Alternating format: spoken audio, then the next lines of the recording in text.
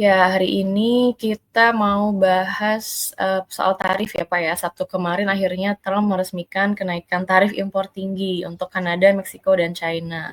Nah, kan Meksiko dan Kanada juga katanya mau bales nih tarif impor dari AS. Gimana Bapak melihat dampaknya ke Indonesia, khususnya ke IHSG? Boleh langsung diulas Pak. Oke, baik.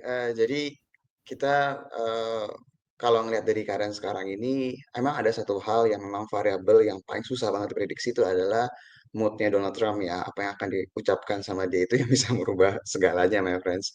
Jadi kalau misalnya my friends tonton mungkin 2 atau 3 episode terakhir kita pernah bilang bahwa sebenarnya market tuh bersiap-siap untuk rally, market itu udah enak banget sebenarnya, tapi ada satu hal yang memang bisa merubah segalanya itu adalah komentar dari Donald Trump. Nah, yang paling ditakutkan adalah dia memberikan komentar ketika pasarnya lagi libur ya. Jadi ketika pasarnya libur kan efeknya itu adalah orang akan kaget. Nah, ketika kaget itu normalnya akan terjadi gap ya. Itu normalnya kalau misalnya memang komentar kayak kemarin udah pasti gap itu gap down ya. Jadi langsung buka di harga bawah. Nah, mungkin saya mau share terlebih dahulu yang tadi Yuli sempat sebutkan sebelumnya. Sebentar, saya share. Oke. Jadi kalau misalnya tadi dibilang bahwa Donald Trump mengenakan tarif untuk Kanada sama Meksiko 25%, sedangkan Cina 10%.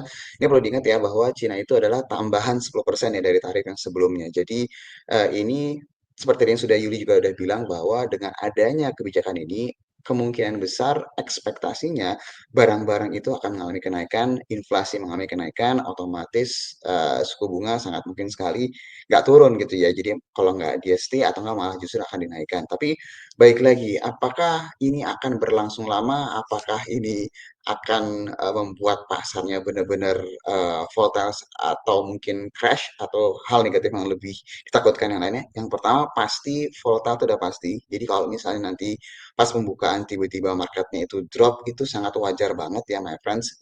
Kenapa? Karena dengan pengenaan tarif dari Donald Trump ini, Kanada, Meksiko, sama Cina itu juga akan quote unquote membalas ya. Jadi kalau Kanada juga bilang dia akan ngambil tarif juga. Kemarin kalau saya nggak salah saya udah baca juga akan dikenakan sekitar 25% juga. Meksiko juga akan melakukan hal yang sama. Dan Cina pun memang belum merespon secara agresif, tapi memang dunia juga menunggu nih kira-kira Cina akan ngomong apa yang kira-kira impact-nya juga akan besar gitu ya. Nah, perlu my friends perhatiin juga bahwa sebenarnya yang cukup menjadi banyak pertanyaan adalah Kanada sama Meksiko itu salah satu negara importir terbesarnya Amerika Serikat ya. Jadi kalau misalnya my friends tanya salah satu barang yang diimpor terbesar di Amerika itu apa? Selain minyak, yang nomor satu, nomor dua itu adalah otomotif.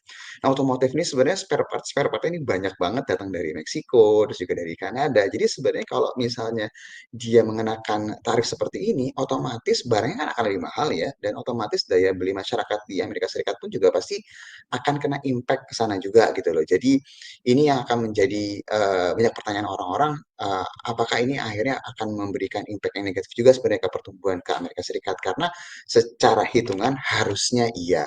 Nah, apa sih sebenarnya yang mungkin terjadi dalam beberapa waktu ke depan dengan adanya balasan dari negara Kanada, Meksiko dan kita juga akan segera dengar dari Cina seperti apa. Di sini Donald Trump juga udah bilang gitu loh. Jadi kalau misalnya kalian ibaratnya tanda tanda kutip melawan gitu ya, saya akan kenakan tarif lebih gede lagi. Jadi ini jadi ini yang sebenarnya lagi coba di-digest sama pasar. Nah, normalnya kalau lagi kayak gini kita coba lihat dulu ya karena perang statement ini pastinya belum ketemu titik akhirnya. Apakah nanti bisa dibatalkan? Kita nggak tahu bisa dibatalkan apa enggak, tapi apakah bisa mereda? Mungkin aja ya my friends ya. Jadi my friends nggak perlu terlalu khawatir dan kalau misalnya dilihat memang pasarnya merespon negatif di luar sana tapi harapannya ini kita akan melihat akan ada apa ya ketegangan ini bisa mereda lah dalam beberapa waktu ke depannya. Nah yang mau saya kasih lihat di sini juga selain tadi negara-negara tadi juga melawan ini impact yang langsung kerasa di market ya. Ini my friends bisa lihat saya coba share di sini.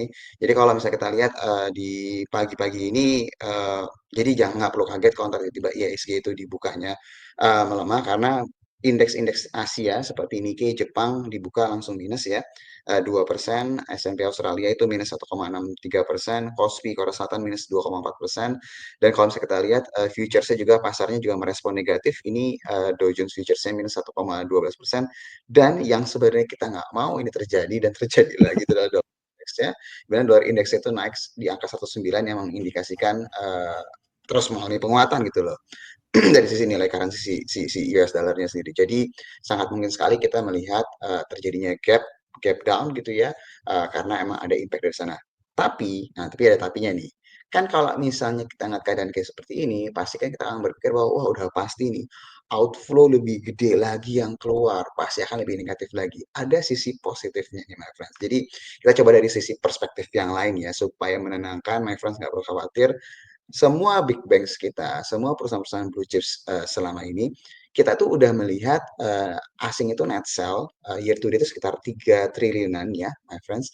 Dan sebenarnya beberapa waktu terakhir ini sudah mulai mereda. Jadi kalau boleh dibilang, sebenarnya selling pressure dari asing itu sudah mulai berkurang gitu loh, di luar masalah tarif ini gitu ya. Jadi kalau misalnya dibilang, bisa aja mereka akan jual lebih besar lagi. Ya bisa aja, tapi berbeda posisinya dengan saham-saham atau mungkin pasar di negara-negara lain yang memang asing itu belum keluar terlalu besar gitu loh. Jadi ini sebenarnya selling pressure mungkin akan lebih kerasa bukan dari asing, tapi dari sisi lokalnya sih sebenarnya yang mungkin akan kaget melihat dari keadaan ini. Dan kalau misalnya dilihat dengan asing yang sebenarnya sudah berangsur-angsur mulai agak reda, ekspektasinya selling pressure asing nggak terlalu besar dan lebih besar itu mungkin dari sisi lokalnya sendiri.